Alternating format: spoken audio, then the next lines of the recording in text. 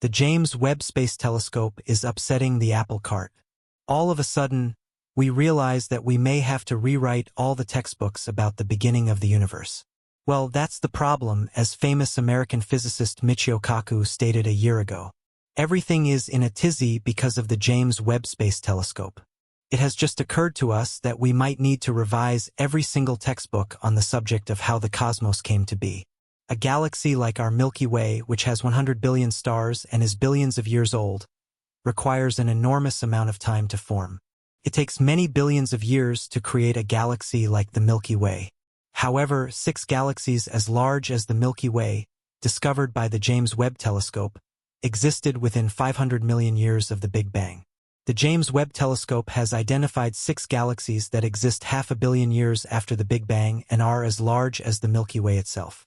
That is not acceptable. Primordial galaxies younger than 500 million years shouldn't exist if they are larger than our own Milky Way. We have a problem. We might need to rethink how the cosmos came to be. Something is wrong, and we may have to revise our theory of the creation of the universe. Astronomers are currently experiencing a period of abundant discovery, nearly 2 years after the James Webb Space Telescope's successful launch, as the instrument continues to expand the boundaries of what can be observed. But cosmologists have also been presented with a plethora of new mysteries by these findings. Once again, the first 500 million years after the Big Bang were the focus of the telescope's observations. Not long ago, it found galaxies that are far from babyish, much more massive and developed than was previously thought for such early epochs. Now scientists are peering into a galaxy that may be among the oldest ever found. What's more astonishing is that it already has billions of stars inside. The Hubble Space Telescope discovered this colossal celestial body as a peculiar point of light in its range of view just 2 years ago. Prior to directing Webb toward it, scientists were unable to fathom that this peculiar point of light was actually a gigantic galaxy teetering on the brink of time. The point of light turned out to be a primeval galaxy far larger and older than expected. According to Webb studies, at a redshift of z equals 9.3, or just 510 million years after the Big Bang, we can view this galaxy, which is known as GZ9P3. Although we have detected several galaxies in the 350 to 500 million year after Big Bang era, none of them have been seen with the same magnitude as this one. These results suggest that the galaxy's stars generated at a faster and more efficient rate than previously thought in order for it to reach its present size. Not only that, though, GZ9P3 has an unusual shape that may be disclosing primordial cosmic mysteries. 2 bright spots inside the galaxy, which the Discovery team interprets as signs of 2 dense nuclei, indicate a galactic merger, suggesting that 2 early galaxies may have collided in the early cosmos. This is a very real possibility. Not only did the researchers determine the shape, age, and mass of this old galaxy, but they also focused on its stellar population, discovering that the picture is dominated by young, brilliant stars. The older stars of GZ9P3 were also studied. The JWST allowed the research team to identify elements like silicon, carbon, and iron. Star explosions release the heaviest element a star can make, iron, into space, filling the early cosmos with metals that will later form stars. It was also discovered that GZ9P3 included a higher number of old stars than anticipated, which could indicate that galaxies reached chemical maturity at a quicker rate than previously believed.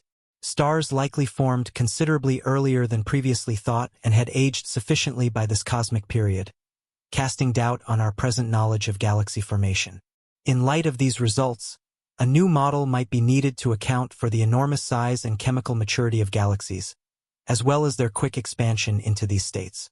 Additionally, they imply that right after the Big Bang, galaxy mergers might have been the most common cosmic event. These galaxies are more massive than was previously believed possible. Thus, although our present cosmological framework might not be wrong, our knowledge of the rate of galaxy creation probably requires updating. Our cosmological model is based on mathematically supported ideas and data, but there are still hints that something isn't quite right. The crisis in cosmology is a term you might be familiar with. Basically, this problem arose when various ways of calculating the expansion of the cosmos began to produce conflicting findings. And they still do. Cosmologists don't know recent findings from the James Webb Space Telescope have exacerbated this situation. As a result of cosmic expansion, faraway galaxies are getting ever farther from us. What we obtain when we use the cosmic microwave background (CMB), the light left over from when the universe was just 380,000 years old, to compute the rate of the universe's expansion is this.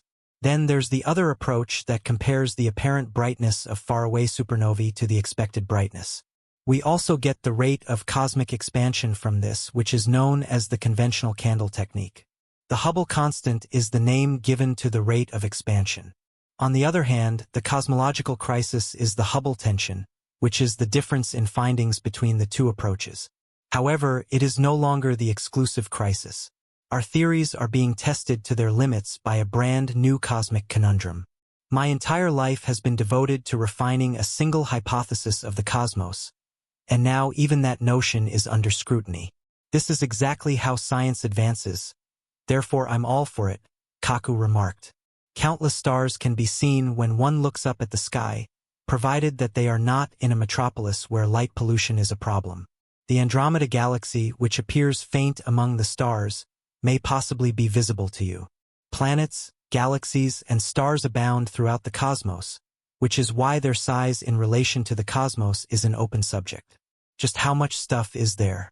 Current cosmological observations disagree on the distribution of matter in the present-day cosmos, which largely causes this conundrum. The new cosmological anguish, or the enigmatic S8 tension, has emerged as a result of this. The clustering or lumpiness of matter in the universe is measured by the S8 tension. To simplify, think of space as a gigantic jigsaw puzzle with pieces of matter all over the place. The distribution and clumping mechanisms of this substance are of interest to scientists. Two metrics can be used to evaluate this. One approach is to make use of measurements made at low redshifts, such as those made possible by weak gravitational lensing, in which light from farther away is bent and distorted by the enormous gravitational pull of huge objects like galaxies and black holes. The second approach uses the CMB-based standard model of cosmology. The S8 value that comes out of these two approaches, meanwhile, isn't consistent at its confusing core. The S8 tension is this disparity. Our next move, even with all the hypotheses, observations, and made-up things that back them up, is to acknowledge that something is obviously off. A massive cosmic simulation ran by one of the world's most powerful supercomputers helped scientists fill in the gaps. Over 50 million hours of computer time spread out across 30,000 processors were needed for this Flamingo project, a somewhat confusing term. Flamingo stands for Full Hydrodynamical Large-Scale Structure Simulation with all-sky mapping for the interpretation of next-generation observations. Even though it accounts for only 20% of the universe's mass, conventional bionic matter is included in Flamingo, in contrast to previous simulations that solely considered dark matter. Flamingo follows the effects of both dark matter and the galactic winds caused by supernovae and supermassive black holes, which may slow the expansion of galaxies. Even while Flamingo accomplished a lot, such as correctly predicting how the Milky Way and Andromeda galaxies formed, it was unable to fix the S8 tension, which was its intended problem. In fact, the simulation runs counter to what Webb and other telescopes have found about the distribution of stuff in the cosmos. The present idea provides a lovely explanation for galaxy evolution, but it has a flaw. It suggests that the true density of galaxy clusters is 7% lower than what is actually observed. There is still a 5% excess clumping in the Flamingo simulations, no matter how detailed they are. The Hubble tension is real, according to recent observations from the Webb Space Telescope, which lend credence to the results obtained by the Hubble Space Telescope. The so-called Hubble tension is worsened because Hubble's estimates of the rate of expansion of the cosmos are correct. The basic point is that the Hubble constant, a measure of the rate of expansion of the universe, does not match up with any of the available data. While the exact source of the disparity remains a mystery, some theories have proposed that novel physical principles might be necessary to resolve the seeming paradox. Now that we can rule out measurement mistakes, the intriguing prospect that we may have misread the universe remains. There are new ideas popping up all the time. Some of them even propose doing away with dark matter altogether. As scientists continue to study the universe using advanced instruments like the James Webb Space Telescope, they are discovering deeper layers of complexity that challenge our existing understanding. For instance, One of the most intriguing aspects of these new findings is the possibility that the early universe may have been more active and dynamic than previously thought. The discovery of such massive, mature galaxies so soon after the Big Bang implies that galaxies might have formed and evolved at an incredibly rapid pace, which contrasts sharply with the slow, gradual processes that were traditionally believed to shape the cosmos. The revelations from Webb could potentially rewrite the timeline of galaxy formation. Previous models suggested that galaxies grew over billions of years, gradually accumulating stars and matter. However, the discovery of galaxies like GZ9P3, which have already developed a large number of stars within just a few 100 million years after the Big Bang, suggests that the conditions necessary for rapid galaxy formation could have been present much earlier than expected. This rapid growth challenges not only our ideas about the speed of galaxy evolution but also the environmental conditions that could have supported such growth in the early universe. These findings are significant because they could also have implications for the processes that lead to the formation of stars and other celestial bodies. If galaxies were able to form at such an accelerated pace, it raises questions about the mechanisms behind star formation. For example, what triggered these early stars to form so quickly, and what drove the rapid accumulation of matter in the nascent galaxies? Scientists are now looking into the role of dark matter, black holes, and other cosmic phenomena that may have played a part in shaping the early universe in ways we hadn't considered before. Moreover, the mystery surrounding dark matter remains central to our understanding of the cosmos.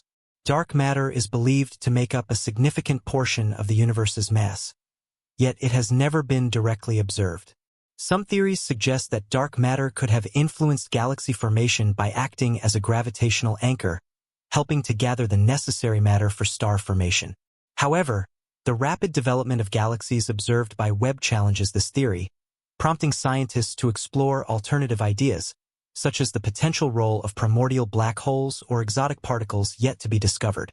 Additionally, the James Webb Space Telescope is providing new insights into the composition of distant galaxies, revealing their chemical makeup at much earlier stages than previously thought.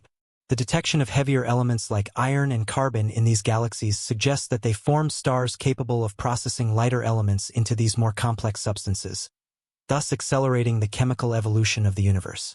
This discovery has profound implications for how we think about the chemical enrichment of galaxies over time, suggesting that the early universe may have been capable of creating complex elements much sooner than previously assumed. As we push the boundaries of our knowledge, one thing becomes clear: the universe is far more complex and dynamic than our current models can fully explain. The discovery of unexpectedly mature and massive galaxies from the early universe is just the beginning of a new era in cosmology. The lessons learned from these findings will continue to shape the course of scientific inquiry for years to come, challenging our assumptions and inspiring new theories to explain the origins and evolution of the cosmos. These discoveries also lead to a deeper reconsideration of our understanding of cosmic inflation, the rapid expansion of the universe just after the Big Bang. Initially, inflationary theory suggested that the universe expanded at a nearly unimaginable rate, smoothing out any irregularities and providing a foundation for the formation of galaxies. However, the formation of large, mature galaxies so soon after the Big Bang raises questions about the timing and conditions of inflation. Could inflation have been more varied than we previously thought, allowing for regions of the universe to experience faster or more localized growth? This remains an open question. The rapid formation of galaxies, such as the ones discovered by the James Webb Space Telescope, also challenges the standard model of the early universe's temperature and density. Traditional models suggest that galaxies took time to cool down enough for stars to form. But the findings point to galaxies that were forming stars at a much quicker rate, potentially indicating that the cooling processes occurred much faster than anticipated. Furthermore, scientists are now revisiting the role of cosmic interactions in galaxy formation. If early galaxies were indeed merging more frequently than once assumed, this could have accelerated the growth of larger structures, suggesting that galactic mergers might have been a crucial mechanism in shaping the cosmos during its infancy. This new perspective will likely prompt further studies to understand the dynamics of such early cosmic collisions.